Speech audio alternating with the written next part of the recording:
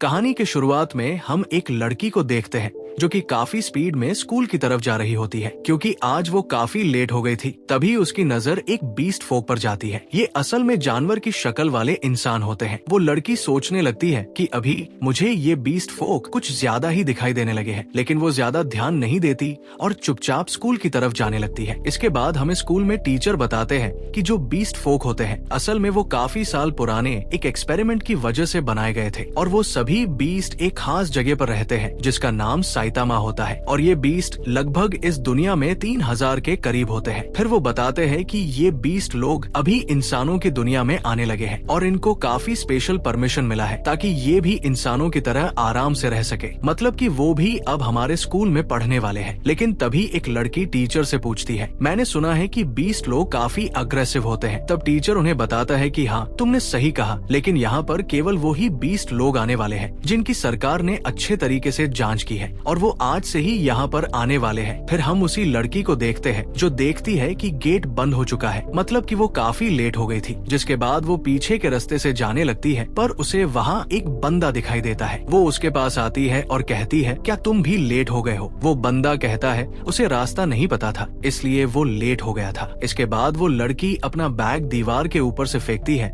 और कहती है, तुम्हें भी यहाँ से जाना चाहिए। फिर वो उसकी तरफ अपना हाथ बढ़ाने लगती है और कहती है, चलो साथ में चलते हैं। तभी वो देखती है कि वो बंदा असल में एक बीस्ट फोक होता है। जिसके बाद दोनों एक दूसरे की आंखों में देखने लग जाते हैं। फिर तभी वो बीस्ट फोक उसका हाथ पकड़ता है और दीवार पर चढ़ जाता है और उसको धन्यवाद करता है। फिर वो दीवार के दूसरी तरफ आ जाता है। इस टाइम पर ये लड़की काफी ज्यादा घबरा गई थी क्योंकि उसने पहले किसी बीस्ट से बात नहीं की थी। वो सोचती थी कि ये काफी वायलेंट होते हैं, मगर ऐसा कुछ नहीं होता है। तभी वो बंदा बोलता है कि क्या तुम लेट नहीं हो रही, तुम्हें जल्दी आना चाहिए। पर वो लड़की जंप तो करना चाह रही थी पर उसे कूदने में डर लग रहा था, इसलिए जब वो गिरने लगती है तो वो बीस्ट बंदा उसे कैच कर लेता है और उसे पकड़ लेता है। वो लड़की तो वहाँ पे काफी शौक रह जाती है। इसके बाद हम देखते हैं कि लड़की का नाम मारी होता है। उसके दोस्त बोलते हैं कि तुम आज फिर से लेट हो गए हो। वही मारी तो वहाँ पर काफी ज्यादा डरी हुई थी और वो बोलती है कि मैंने उससे बात की और उसने मेरी मदद भी की। फिर इसके बाद तभी टीचर क्लास के अंदर आता है और वो अपने साथ एक नए स्टूडेंट को लेकर आते हैं जो कि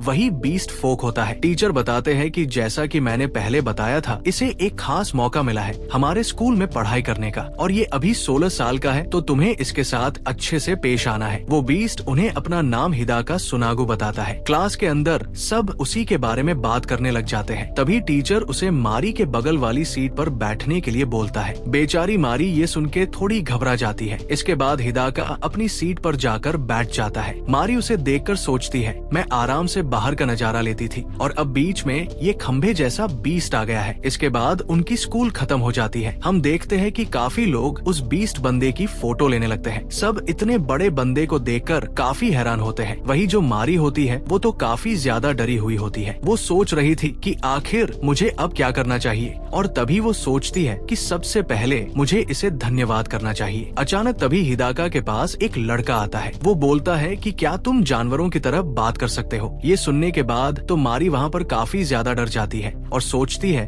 कि कहीं ये बंदा गुस्सा ना हो जाए। फिर वो सोचती है ये लोग इसे अब कुछ ज्यादा ही तंग कर रहे हैं, आखिर ये है तो एक इंसान ही। लेकिन तभी वहाँ पर एक दूसरा लड़का आता है और पहले वाले लड़के को एक थप्पड़ लगा देता है और उससे कहता है, तुम काफी बेकार इंसान हो। मेरा मतलब कि ये किस टाइप का सवाल हुआ? वैसे तेरी शक्ल भी बंदर से मिलती है, तो क्या तू भी बंदरों से बात कर सकता है? इसके बाद तभी हिदाका बोलता है कि भाई मुझे माफ करना, मतलब कि मैंने आज तक कभी डॉग को नहीं देखा, लेकिन हाँ मैं उससे बात करना चाहूंगा। अगर मैं कभी उससे मिल सका तो। उसकी ये बात सुन के दोनों काफी शॉक हो जाते हैं और वो लड़का कहता है, इसने तुम्हें इतना कुछ कहा, क्या तुम्हें बिल्कुल भी बुरा नहीं लगा? तब हिदाका कहता है, नहीं, इसमें बुरा मानने वाली क्या बात है। वो लड़का सोचता है कि क्या ये बंदा मुझे इग्नोर करने की तो कोशिश नहीं कर रहा। फिर वो हिदाका से अपना नाम यूकी बताता है, लेकिन हिदाका उसे फिर से इग्नोर कर देता है। वही मारी का ध्यान भी उन लोगों पर ही होता है। तभी मारी की फ्रेंड्स उसे बुलाने लगती है। फिर वो वहाँ से जाते हुए सोचती है कि चाहे वो कितना भी ज्यादा बड़ा हो या देखने में कितना भी ज्यादा अजीब हो, लेकिन स्टडी करते टाइम वो काफी ज्यादा फोकस लग रहा था। इसके बाद हम मारी को घर जाते हुए देखते हैं। वो सोचती है, देखा जाए तो मेरी लाइफ एकदम नॉर्मल है, मतलब कि मैं स्कूल जाती हूँ, लोगों से बात करती हूँ, स्टडी करती हूँ और वापस घर आ जाती हूँ। या फिर कहीं घूमने के लिए जाती हूँ। लेकिन आज जो हुआ वो बिल्कुल भी नॉर्मल नहीं था। मुझे लगता है कि मुझे कल उससे बात करनी चाहिए। फिर तभी उसकी नजर हिदाका के ऊपर जाती है, जिसको कुछ बंदे लोग परेशान कर रहे थे। हिदाका उनसे कहता है, सॉरी, पर क्या मैं घर जा सकता हूँ? पर वो लड़के उसे आगे नहीं जाने देते हैं और उसका मजाक उड़ाने लगते हैं। तभी ऐसा लगता है कि हिदाका उनके ऊपर अटैक करने वाला हो और वो बंदे भी बोलने लगते हैं कि अभी तुम हम पर अटैक करने वाले हो। लेकिन हिदाका उनके साइड से बच के भागने की कोशिश करता है, मतलब कि वो उनसे पंगा नहीं लेना चाहता था। लेकिन तभी मारी उसके बीच में आ जाती है, जिससे वो अपना कंट्रोल खो देता है और सीधा पानी के अंदर गिर जाता है। मारी भी वहाँ पर काफी ज्यादा डर जाती है और वो उसकी तरफ भागने लगती है और सोचती है कि शायद ये मेरी गलती है, मुझे उसे बचाना चाहिए। वो देखती है कि हिदाका को तैरना नहीं आ रहा था, इसलिए वो सीधा पानी में कूद जाती है और वो हिदाका को बचा के बाहर ले आती है। इसके बाद तभी हिदाका कहता है कि तुम आखिरकार ये क्या करने की कोशिश कर रही थी? तब मारी कहती है, मैं बस तुम्हारी मदद करना चाहती थी। तब हिदाका कहता है, ये काफी खतरनाक था, तुम्हें ऐसा नहीं करना चाहिए था। मारी कहती है, लेकिन मेरी वजह से ही तुम नीचे गिर गए थे और मुझे लगा कि तुम्हें तैरना नहीं आता है, इसलिए मैंने ऐसा किया। तब हिदाका कहता है, उसमें तुम्हारी कोई गलती नहीं थी और वैसे भी मुझे तैरना आता है, बल्कि तुम ही डूबते डूबते बची हो। इसके बाद तभी अचानक से मारी उसको धन्यवाद करने लगती है, मतलब कि सुबह के लिए धन्यवाद करती है, जिस पर हिदाका बेचारा अपनी पूंछ हिलाने लगता है। फिर तभी वो अपनी पूंछ को कंट्रोल करने लगता है और ये सीन सच में काफी फनी होता है। फिर वो काफी शर्माते हुए बताने लगता है कि जिंदगी में पहली बार किसी इंसान ने मुझे धन्यवाद कहा है, इसलिए मैं भी इन सब के लिए तुम्हें धन्यवाद करना चाहता हूँ। फिर इसके बाद मारी उससे पूछती है कि क्या तुम्हें उन लड़कों पर गुस्सा नहीं आया? वो कहता है, हाँ मुझे गुस्सा तो आया, बट मुझे पता है कि इंसान ऐसे ही होते हैं और मैं नहीं चाहता कि वो मुझे एक मॉन्स्टर की तरह समझे, इसलिए जो कुछ भी होता है मैं उसे एक्सेप्ट कर लेता हूँ। फिर तभी अचानक से उसको काफी ज्यादा छींक आने लगती है, मतलब कि उसे जुकाम हो गया था, इसलिए मारी हिदाका को अपने घर पर लेकर आ जाती है। उसकी मम्मी उन दोनों को देखकर काफी हैरान हो जाती है। तब हिदाका कहने लगता है कि मैंने तो तुम्हें कहा था कि मैं अपने घर चला जाता हूँ, लेकिन मारी एक तरह से जबरदस्ती उसको यहाँ लेकर आई थी। तब उसकी मम्मी कहती है, वो नदी काफी ज्यादा गंदी थी, तो तुम्हें जल्दी से फ्रेश हो जाना चाहिए। इसके कुछ टाइम बाद मारी भी अपनी मम्मी को धन्यवाद करने लगती है। तब उसकी मम्मी कहती है, वो एक बीस्ट है, तो क्या तुम्हें लगता है कि सब ठीक है? तब मारी कहती है, चलो आपको कुछ दिखाती हूँ। हम देखते हैं कि हिदाका एक पपी से बात करने की कोशिश कर रहा था और वो पपी भी उसके साथ काफी मस्ती करने लग जाता है और वो सब मारी छिप के देख रही होती है और वो सोचने लगती है कि ये तो सच में हम इंसानों से भी काफी ज्यादा अच्छा है। इसके बाद हिदाका कपड़े चेंज करने के लिए जाता है। तभी मारी उसके पास आती है और बोलती है कि मैं सोच रही थी कि मैं तुम्हारे कपड़े धो दूं। फिर तभी हिदाका अपनी शर्ट उतार देता है, जिससे मारी काफी ज्यादा शर्मा जाती है और पीछे छुप जाती है। तब हिदाका बोलता है कि तुम्हें शर्माने की जरूरत नहीं है, तुम यहाँ पर आ सकती हो और वैसे भी ये तुम्हारा ही घर है। फिर मारी सबसे पहले तो कपड़े धोने लगती है और साथ ही चुपके से वो हिदाका की तरफ देखने लगती है और सोचती है कि सच में इसकी बॉडी तो काफी ज्यादा कमाल की है, मतलब कि लड़की पूरी तरह से उस पर फिदा हो चुकी थी। फिर वो सोचती है कि मैं सच में पागल हूँ,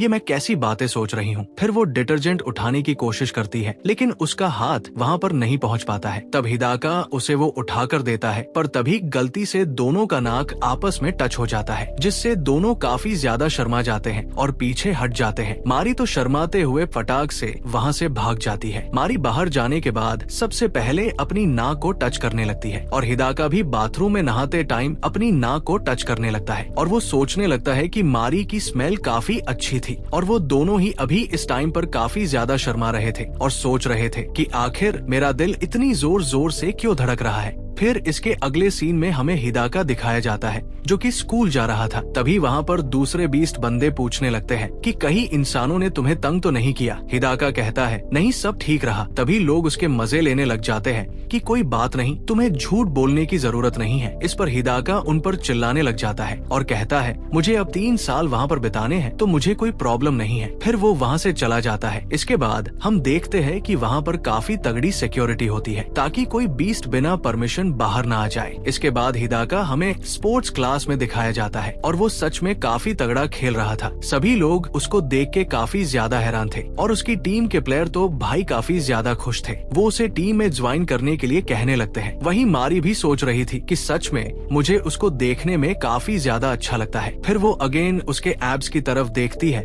और काफी ज्यादा शर्माने लगती है। तभी मारी की दोस्त बोलती है कि तुम तब से उस बीस्ट पर्सन की तरफ देख रही हो, क्या तुम्हें वो पसंद आ गया है? मारी काफी ज्यादा शर्माते हुए बोलती है, नहीं ऐसा कुछ भी नहीं है। फिर हमें कुछ बंदे वहाँ पर बात करते हुए दिखते हैं। वो कहते हैं, देखा जाए तो ये काफी ज्यादा अनफेयर है। उनके टीम में एक जानवर है और जानवर से आखिरकार हम कैसे भिड़ सकते हैं? मतलब कि वो हिदाका के बारे में उल्टा सीधा बोल रहे थे। फिर हम मारी को देखते हैं। वो हिदाका से उसके गेम की तारीफ करने लगती है। तब हिदाका उसे बताता है कि वो स्पोर्ट्स में एक तरह से काफी ज्यादा अच्छा है। जब वो बात कर रहा था उस टाइम पर मारी सोच रही थी कि सच में ये बात करता है तो कितना ज्यादा क्यूट लगता है, और वो सोचती है कि मुझे ना इससे और भी काफी ज्यादा बात करनी है। लेकिन तभी अचानक से कुछ चीजें मारी के ऊपर गिरने वाली होती है। तब हमें पता लगता है कि कुछ लड़कों ने ये जानबूझ के किया था ताकि वो हिदाका को परेशान कर सके, और वो उन्हें वहाँ पर बंद कर देते हैं। अंदर हम देखते हैं कि हिदाका ने मारी को बचा लिया था। फिर वो उससे पूछता है कि तुम ठीक तो हो ना? तब मारी बोलती है कि हाँ मैं तो ठीक हूँ। फिर हम हिदाका का हाथ देखते हैं जहाँ पर थोड़ी चोट लग जाती है। हिदाका फिर